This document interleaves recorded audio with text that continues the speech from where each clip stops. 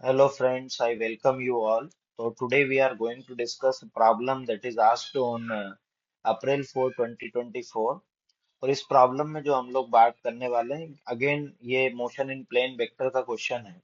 अपने पास में दो वेक्टर अपने को दे रखा है that is F1 vector and F2 vector are acting on a body. एक one force is magnitude thrice that of other, मतलब अगर एक एफ है तो कितना होगा, दूसरा अपने पास में 3F होगा। एंड द रिजल्टेंट जो होगा टू वेक्टर का वो किसके बराबर है, अपने पास में लार्जर मैग्नीट्यूड के बराबर। एंगल जो है वो कितना है अपने पास में, कोस इनवर्स ऑफ 1/n। तो value of magnitude of N अपने को बताना है। क्या बताना है, ये mod of N that is magnitude of N का बताना है। अगर ध्यान से देखें तो मान लेते हैं भाई साहब अपने पास में जो है कि मैंने बोला कि F1 वेक्टर का मैग्नीट्यूड मेरा मान लो कितना है अपने पास में F। तो बोल क्या यहाँ से क्वेश्चन से सीधा सीधा क्लियर हो जाएगा, one force magnitude thrice the other, है ना। तो बोल क्या F2 वेक्टर का मैग्नीट्यूड कितना हो जाएगा अपने पास में, क्या 3F होगा कि नहीं होगा, ठीक है कि नहीं। और ऐसा बोला गया कि इन दोनों का मैंने अगर रिजल्टेंट निकाला तो बोल रिजल्टेंट भी जो मेरा आएगा वो कितना आएगा, क्या बड़े वाले फोर्स के बराबर, दैट इज ऑफ कितना आएगा अपने पास में 3F के बराबर। तो अपने को दोनों के बीच का एंगल बताना है। दोनों के बीच का एंगल मान लेते हैं थीटा, और जो कि यहाँ पर कितना आ रहा है अपने पास में, कोस इनवर्स ऑफ 1/n। तो अपने को n का वैल्यू बताना है, देखते हैं कैसे करने का। क्या अपने को वही पैरेललोग्राम लॉ ऑफ फोर्सेस लगेगा कि नहीं लगेगा, दो फोर्स दे रखे हैं, दोनों के बीच का एंगल दे रखा है, रिजल्टेंट निकालना है। तो हम लोग जानते हैं resultant is equal to under root of कितना हो जाएगा अपने पास में, F1 का स्क्वायर प्लस कितना होगा F2 का स्क्वायर प्लस कितना होगा 2F1 इंटू F2 इंटू कितना हो जाएगा अपने पास में कोस थीटा। रिजल्टेंट जो है वो किसके बराबर है अपने पास में, 3F के बराबर।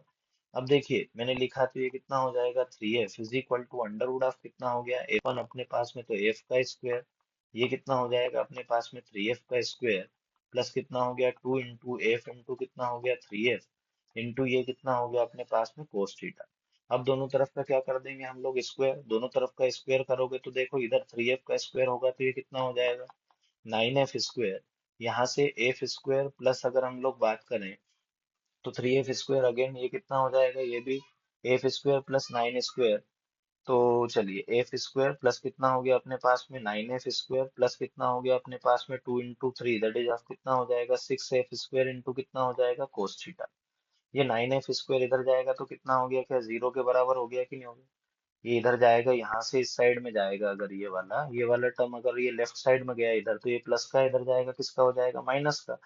तो देखा जाए तो ये तो जीरो हो गया, जीरो, ये एफ स्क्वायर इधर का प्लस का है। या अब ऐसा बोल सकते हैं कि एफ और ये 9 कितना हो गया, तो ऐसा हो गया 9F स्क्वायर, इधर गए तो माइनस का, दैट इज ऑफ कितना 10F square is equal to 6F square into कितना हो जाएगा कोस थीटा।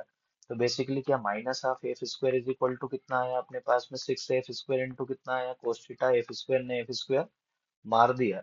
तो यहाँ से अगर समझ में आए तो बोलिए कितना हो गया अपने पास में, -1 अपॉन में कितना आ जाएगा 6 इज इक्वल टू कितना आया अपने पास में कोस थीटा।